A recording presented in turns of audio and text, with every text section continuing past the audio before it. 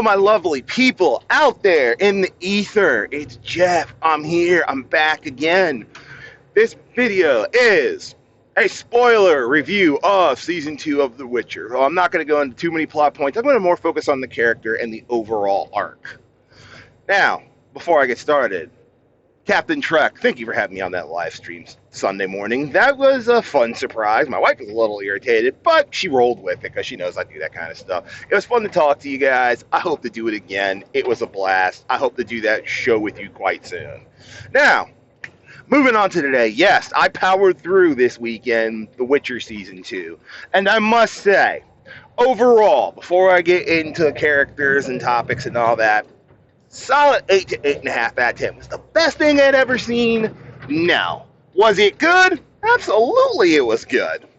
It was better than 90% of stuff made today. Yes, I know. A very, very, very low bar and hurdle to clear, but it does deserve it.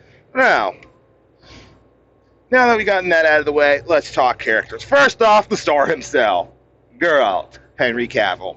Fucking took the show. I mean, it's Henry fucking Cavill, people. Did you expect anything less out of one of us? One of us! Us nerds, that is.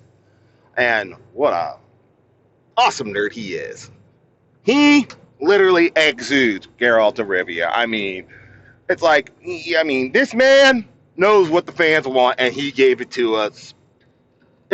he gets an A+ for me for bringing Geralt to the screen. He does it again.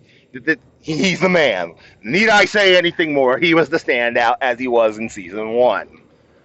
But he's really a nice contrast this season, because this season you actually get to see a lot more of his backstory and how he became a Witcher, and kind of where he sits in the Witcher hierarchy as kind of like the favored son.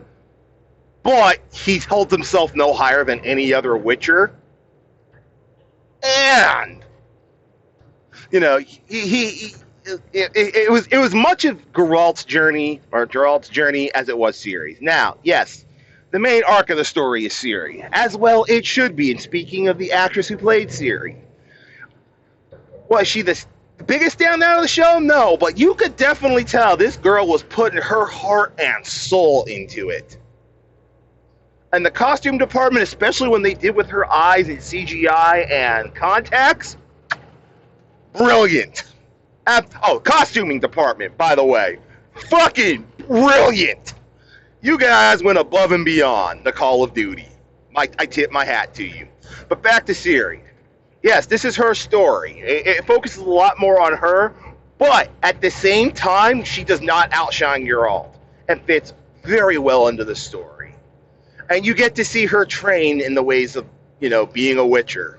And you find some interesting stuff about her. Of course, if you've read the books and played the games, you already know this. And as a quick aside before I go on the Yennefer, I have never played the game, which I hope to rectify soon. I actually have bought it on Steam. I just haven't downloaded and played because I'm working my way through Assassin's Creed. Again. And I've never read the book, something I should rectify. Yes, I know. I'll get there eventually. Maybe. Someday. We'll see. A man has a lot of time. But I know mileage will vary. Guys, I get it. I'm just looking at this as the show by itself. And yes, I know source material will shade how you look at things. I did that with my Dune reviews. I let it be known that I've seen just about every single part of Dune that's ever been produced. And that kind of, colored my view of how I looked at Dune. That being said, moving on to Yennefer. She was basically a dud to me. She was annoying. I mean, she had her moments, especially when she was training Ciri to unloose her magic, but other than that, she was either cringy or annoying. Granted, she had one very hysterical scene with the Bard, who I'll talk about later. She had a couple of funny scenes with him, but overall, she just was annoying, preachy. A bit, at times. She wasn't preachy overall. In fact, this season was very low on the preaching, but she was just meh. I honestly think she was miscast. I'm gonna say it. Fight me, boys and girls.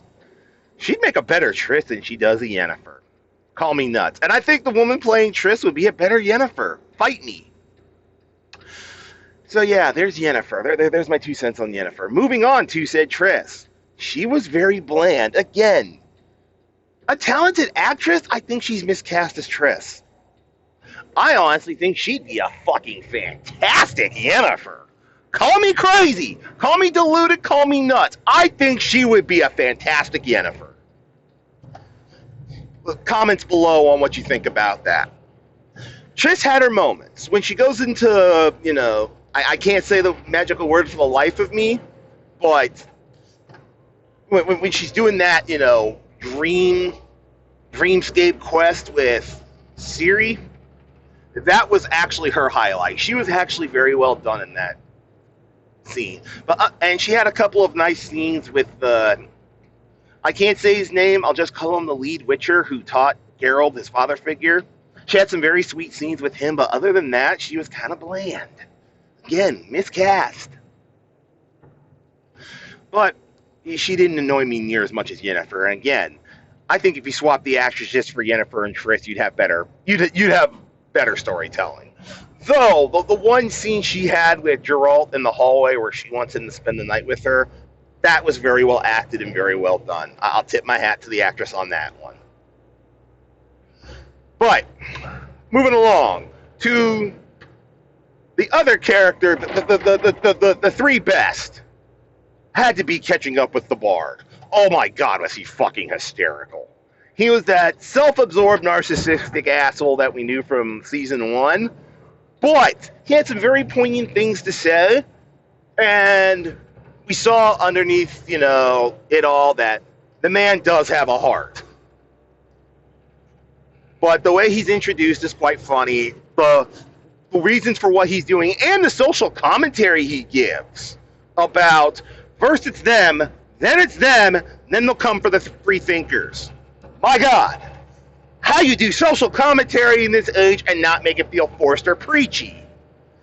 Because not only was it poignant to us today, it's poignant to the situation he's in. You see, it serves the story. It wasn't the basis or the meat of the story. It was just some very good, self-reflecting social commentary about the times that's poignant to us right now. That, ladies and gentlemen, is how you do some social commentary with the Bard. Again, I can't say his name. I'm terrible with names.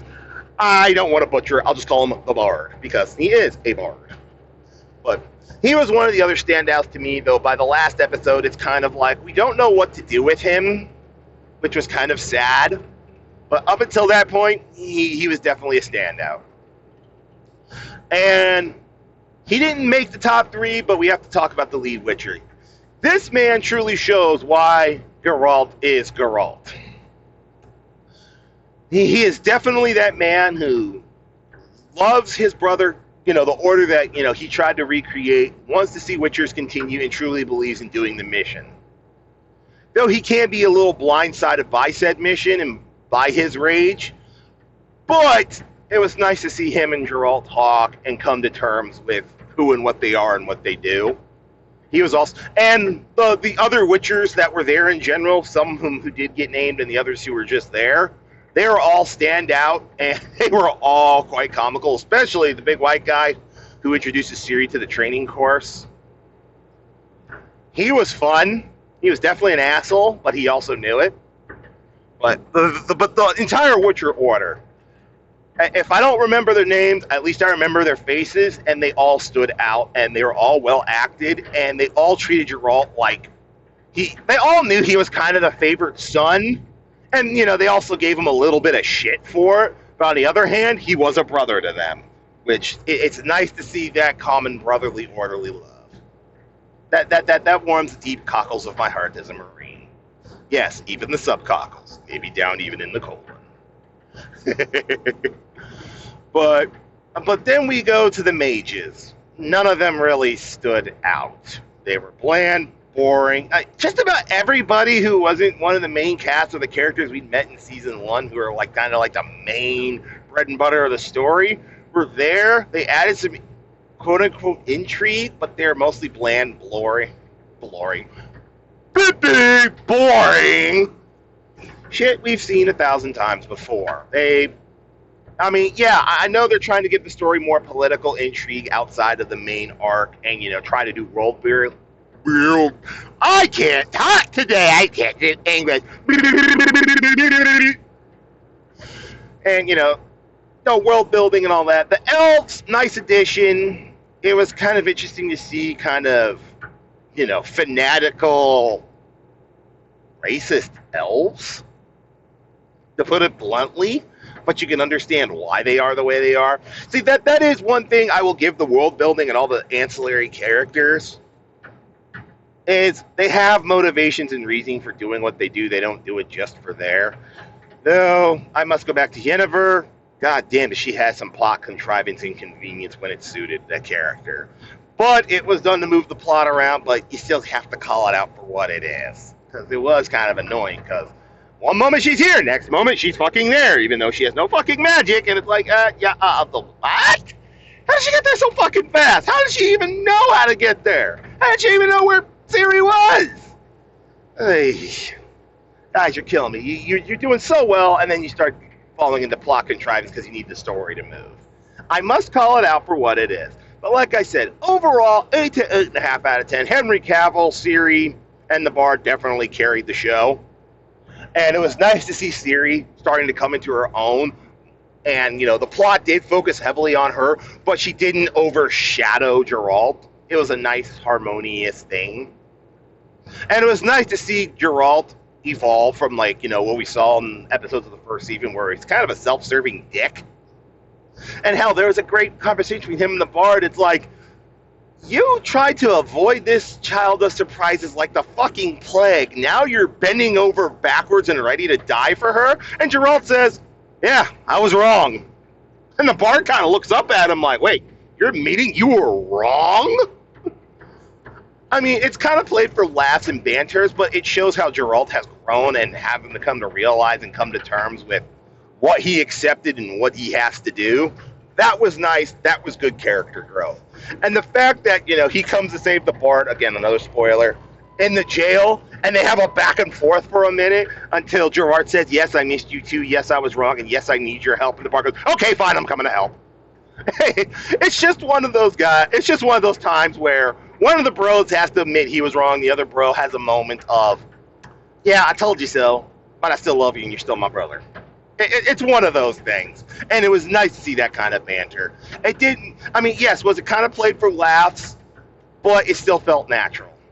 That's how you do comedy, kids. But anyways, there's my thoughts, review, kind of, overall arcing. I'm not going to spoil everything for you because I want you to see it for yourself. Is it the best cinema ever? No. This ain't Firefly, ladies and gentlemen, but it's still good.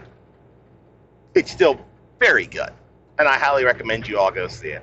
I'm Jeff. There's my review. I've rambled on enough. I'll catch you next time.